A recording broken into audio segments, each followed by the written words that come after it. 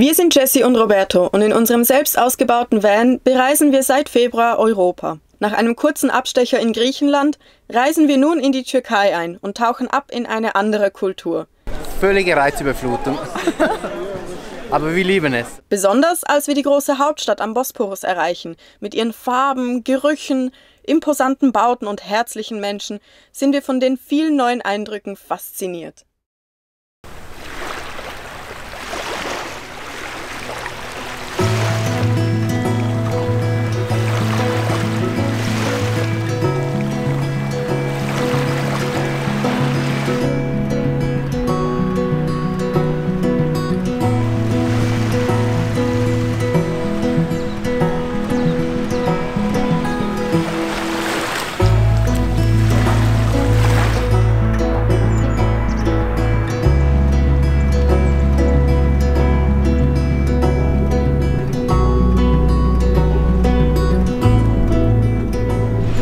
Willkommen zu unserem neuen Vlog. Wir befinden uns in Alexandroupolis.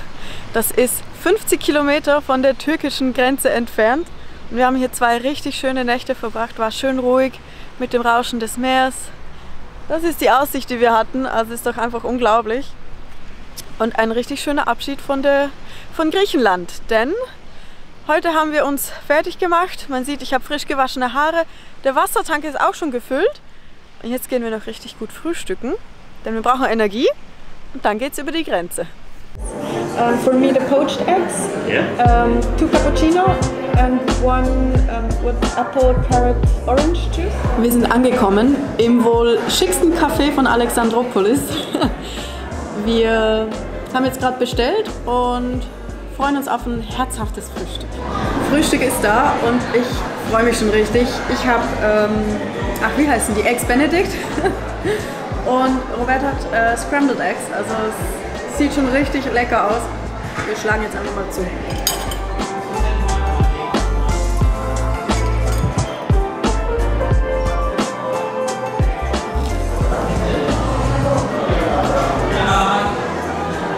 Das Frühstück war richtig lecker. Wir sind jetzt gestärkt und wir können losfahren. Denn wir müssen ja noch über die Grenze fahren. Und das wird sicherlich auch noch ein Unterfangen. Aber zuerst mal Roadtrip!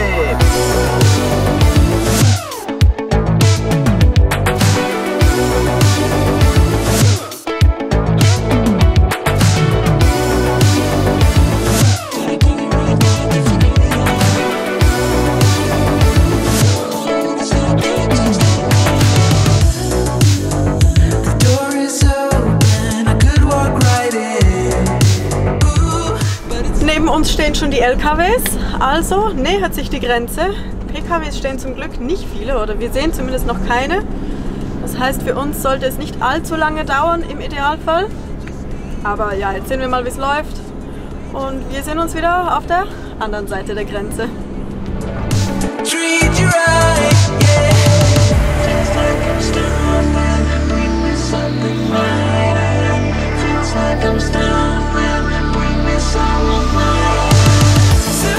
Und damit sind wir in der Türkei. Hat nur 1,5 Stunden gedauert an der Grenze. Und abgesehen davon war es relativ unspektakulär. Also am einen Fenster die Pässe, am zweiten Fenster die Sachen vom Auto abgeben. Halt einfach warten, bis alles durch ist und dann war's das. Ja, also, weiß nicht, möchtest du noch was hinzufügen? Passt. Ging sehr schnell die ganze Geschichte, würde ich mal behaupten. Wenn 1,5 Stunden schnell ist, gut.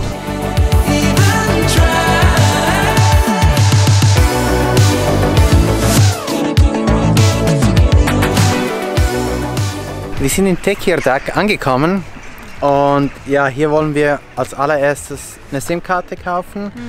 Dann müssen wir Geld holen. Ja, unbedingt Cash.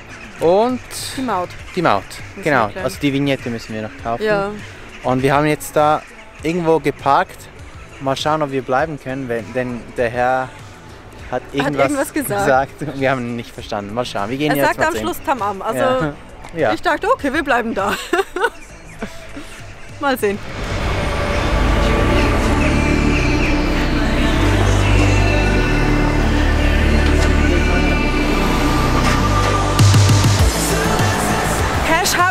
das war relativ einfach, aber ja, jetzt kommt der schwierigere Teil, eine SIM-Karte zu holen.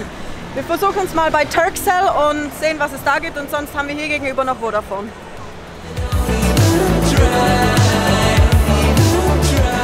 SIM-Karte war auch erstaunlich einfach. Ich glaube, wir haben einen richtig guten Tarif bekommen. Ja, die Post hat aber leider zu, da müssten wir nämlich die Vignette kaufen, die kriegen wir also jetzt nicht mehr, und die Post macht erst am Montag wieder auf. Also ja, verschieben wir das erstmal. Dafür nutzen wir die Zeit, dass es noch hell ist, ein paar Minuten, und suchen uns einen Schlafplatz.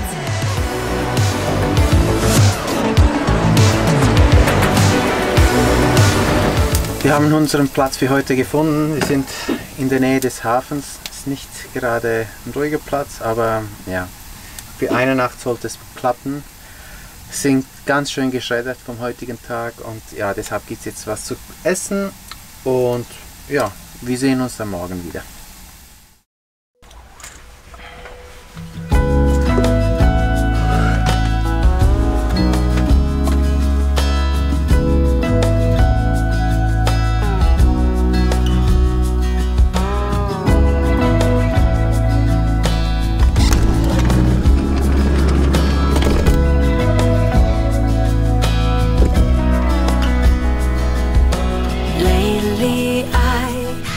Had trouble sleeping, so I stay up late at night in a room lit by the TV light. All I want is to get some shut-eye, but my thoughts are keeping me awake. Guten Morgen! Wir sind kurz vor Istanbul bereits. Wir sind gestern nämlich nochmal weitergefahren und machen uns fertig für die Stadt morgen. Das wird ziemlich hektisch, darum machen wir uns heute nochmal einen ruhigeren Tag, wo wir noch ein paar Erledigungen machen und die wunderschöne Aussicht hier genießen.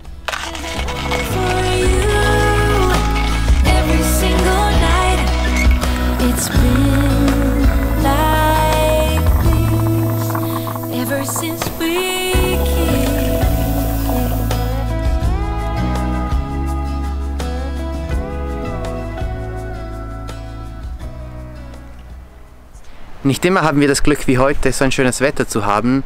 Insbesondere im Winter, wenn die Sonne ziemlich tief steht, ist es schwierig, unsere Batterien zu laden. Weshalb wir richtig froh sind, dass uns Jackery diese Powerstation zur Verfügung gestellt hat. Der Explorer 500 ist eine super Ergänzung zu unserem Elektro-Setup, welches wir haben, und es ermöglicht uns, alle Geräte damit zu laden oder auch zu betreiben. Das funktioniert über diese Anschlüsse. Zum einen haben wir einen 230 Volt Anschluss, 3 USB-Anschlüsse und einen 12 Volt Autoanschluss. Wie der Name schon verrät, hat die Powerstation 500 Wattstunden und ist mit ihren 6 Kilo richtig leicht. Die Powerstation kann auf verschiedene Arten geladen werden, und ich zeige euch jetzt mal eine davon. Die Powerstation kann ganz gewöhnlich über eine normale Steckdose, eine 230 Volt Steckdose, geladen werden oder auch über den 12 Volt Autoanschluss. Wir laden sie am liebsten über die Sonne.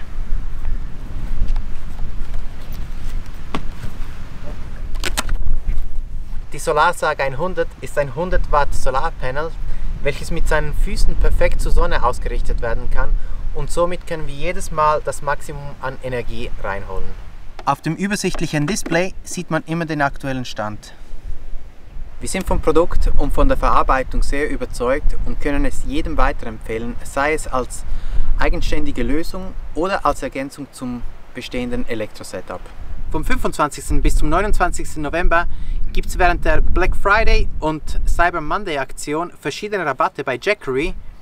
Wir verlinken euch alles unten in der Videobeschreibung. Schaut vorbei, denn es lohnt sich.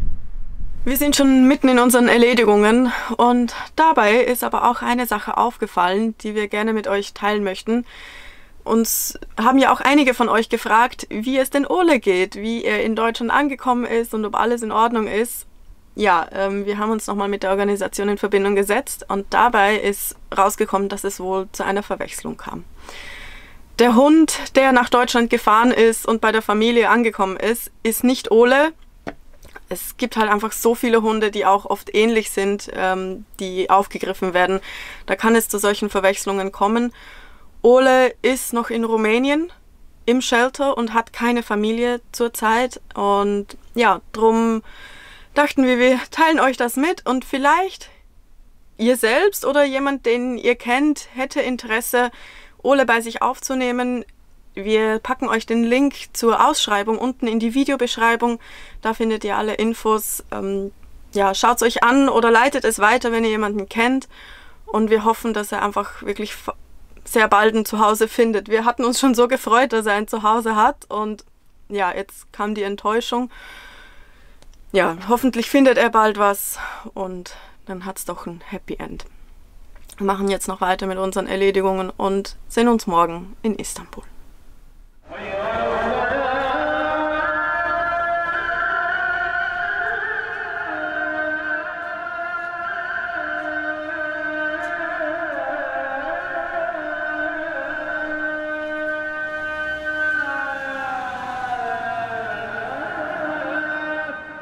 Wow, hier ist ganz schön was los.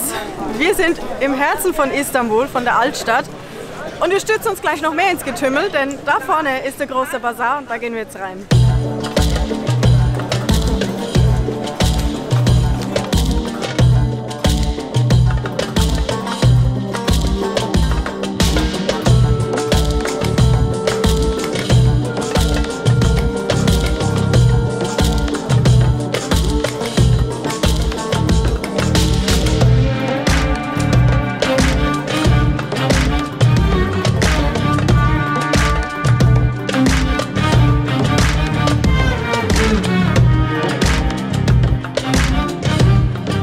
Wow, dieser Bazar ist riesig. Also keine Ahnung, ob wir da jemals wieder rausfinden.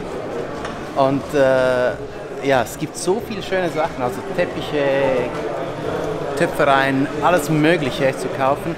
Ich glaube, wir werden uns sicherlich ein Mitbringsel mitnehmen von hier.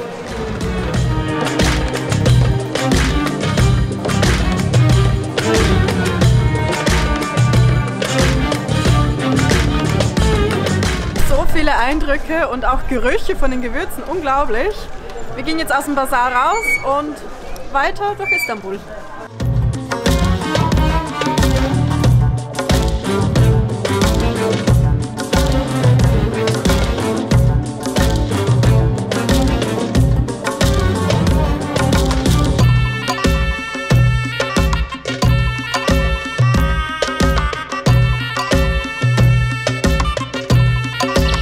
Hinter mir sieht man sie schon, die Hagia Sophia. Die wurde ursprünglich als byzantinische Kirche erbaut, wurde dann aber als Moschee umgenutzt und die letzten knapp 90 Jahre war es tatsächlich ein Museum. Seit 2020 ist es aber wieder eine Moschee. Also schauen wir uns auch gleich mal an, was überhaupt für uns zugänglich ist.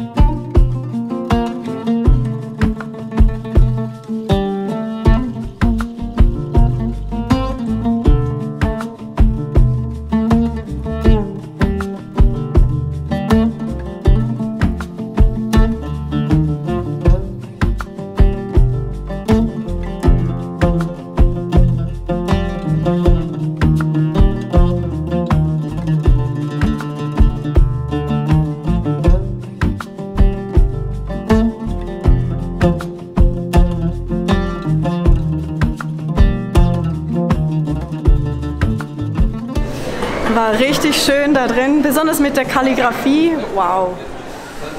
Ja, und jetzt geht's weiter zum nächsten Highlight. Gleich nebenan ist die Blaue Moschee. Die möchten wir uns natürlich auch noch ansehen.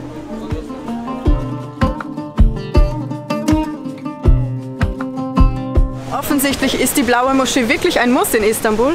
Die Schlange ist ganz schön lang. Mal sehen, wie lange es dauert.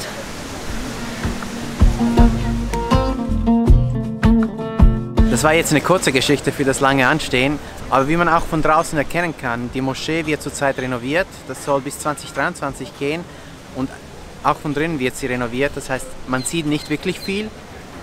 Naja, wir gehen jetzt aber weiter und mal schauen, wo es uns hintreibt.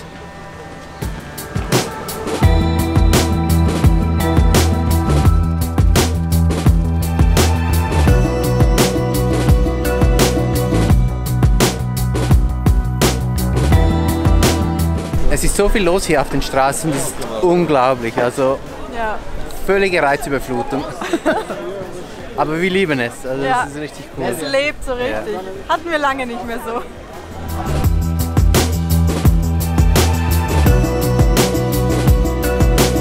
Wow, also der Bazar war ja gar nichts im Vergleich zu dem hier.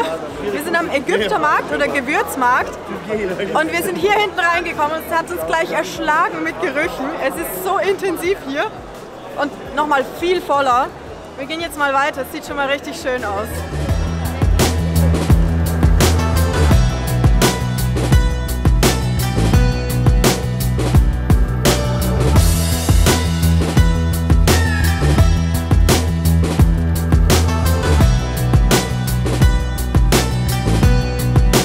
Ich habe hier getrocknete Äpfel gesehen, die ich überlegt zu kaufen und da habe ich einfach einen Tee bekommen.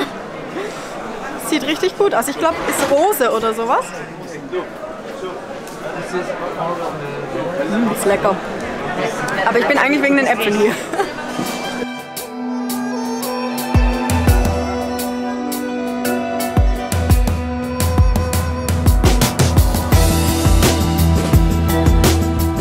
Seit Wochen habe ich Lust auf getrocknete Äpfel und hier haben sie gehabt. Ja, es war ein bisschen teuer, waren etwa 4 €. Aber ja, wenn man solche Lust hat. Und wenigstens ist es ein schöner Ort, wo wir es gekauft haben.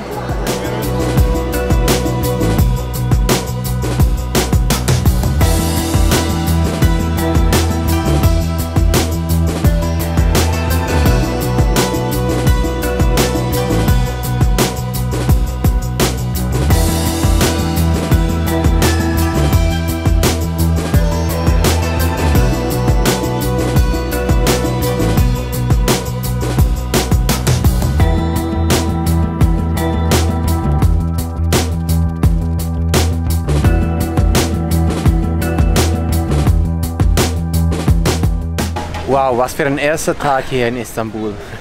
Unglaublich. Also ich glaube, das ist so eine komplette Reizüberflutung von Gerüchen, visuellem, also Menschen, alles. Ja. Aber wunderschön, also Ja. uns gefällt es richtig gut hier. Ja. Wir haben heute auch fast 11 Kilometer gemacht, also es gibt wirklich viel zu sehen und das war ja ein Bruchteil Ja. von dem, was es hier in der Stadt gibt. Drum, ja, ich glaube, wir sind ganz schön kaputt. Für heute lassen wir es bei dem. Morgen wollen wir aber natürlich noch mehr sehen. Genau. Wir machen ein bisschen Kontrastprogramm. Wir wollen uns noch ein anderes Viertel ansehen. Aber jetzt laufen wir mal zurück zum Van und wir sehen uns morgen. Bis dann. Wir starten in Tag 2 in Istanbul und beginnen gleich mit einer Erledigung, denn wir müssen ja immer noch unsere Maut oder Vignette erledigen. Wir stehen hier schon vor einer Postfiliale, da gehen wir jetzt rein und hoffen, dass wir das heute erledigen können.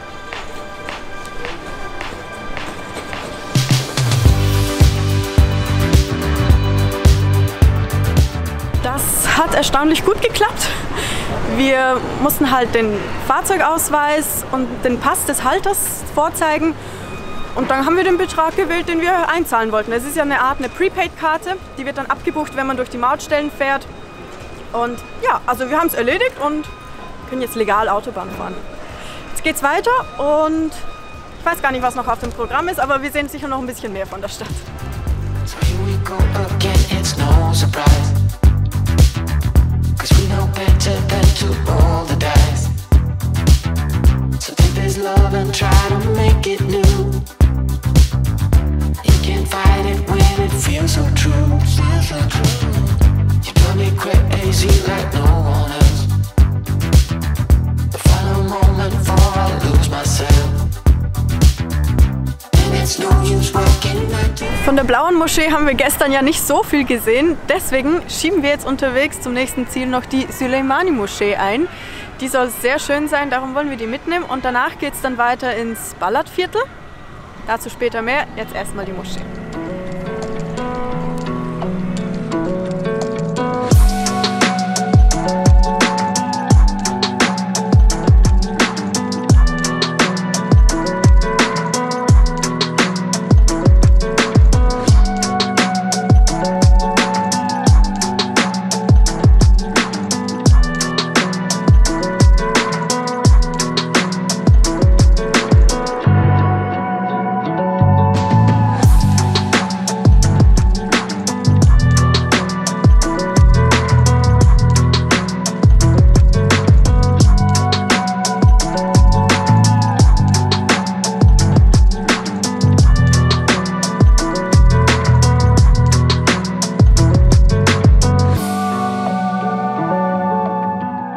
ist gerade Gebetszeit, deswegen können wir nicht in den Gebetsraum rein, aber auch der Innenhof war ja schon wunderschön und ja, allgemein die Moschee von draußen.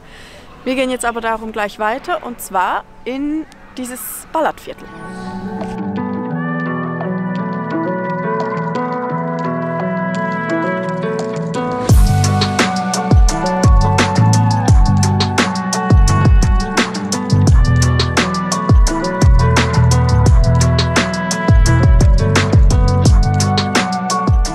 Ja, mittlerweile ist es auch schon ziemlich frisch geworden und ja, wir laufen von der Süleymani-Moschee Richtung Tram oder Bus oder Metro, keine Ahnung was es ist. Und ja, wie man sehen kann, also Istanbul hat nicht nur die schönen Seiten, sondern auch so ein bisschen andere Facetten, Ja. was aber auch sehr spannend ist, um zu sehen. Gehört eben auch dazu.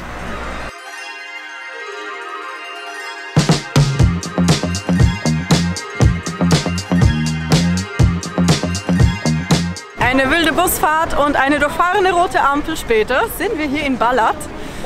Sieht schon richtig gut aus, richtig bunt und ja, jetzt schlendern wir mal durch die Straßen.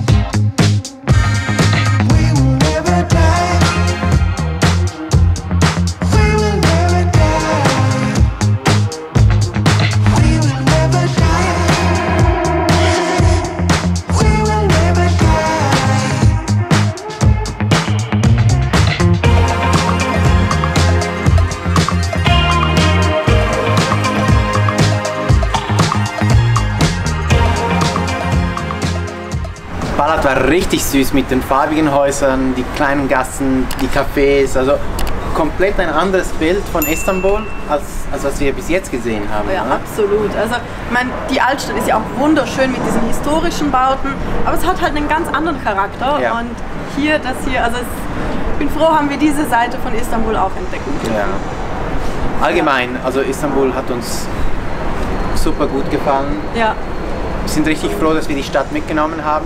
ja. Und Das ist, ja, glaube ich, ein guter Start in die Istanbul-Reise. Istanbul, in die Türkei-Reise. Türkei-Reise. Ja, und wir gehen jetzt zurück zum Van. Ist, glaube ich, eine Dreiviertelstunde etwa. Vielleicht finden wir noch was zu essen unterwegs. Und ja, ich würde sagen, damit beenden wir diesen Vlog. Wir sehen uns wieder in einer Woche. Und wenn euch das Video gefallen hat, wie immer, ihr wisst, was zu tun ist. Abonniert auch den Kanal. Über 70% der Zuschauer unserer Videos abonnieren den Kanal nicht. Es liegt an euch. Und es kostet auch nichts. Zumindest heute nicht. In dem Sinne, bis zum nächsten Mal. Also das war richtig... Hier sind gerade ein paar Hunde vorbeigerannt. Okay.